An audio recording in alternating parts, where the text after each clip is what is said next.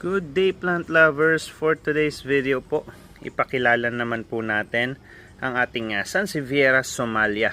Ayan guys, ang dami pa nating available po Ayan, medyo matagal, parang last year pa since nagkameron po tayo ng Sansevieria Somalia. Ayan po, may available na uli Ayan, as 40 plus pa yung available po natin kaya kung may gusto po ng ganitong klaseng halaman, mag-message lang po kayo sa ating Juanitos Garden page.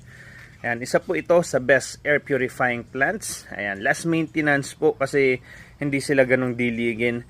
Ayan, kahit every 2 weeks lang po or once a week nyo lang po sila diligan, walang problema po sa kanila. Ayan, napakarami pa nating available at marami pa rin tayong padating po na mga Sansevierias.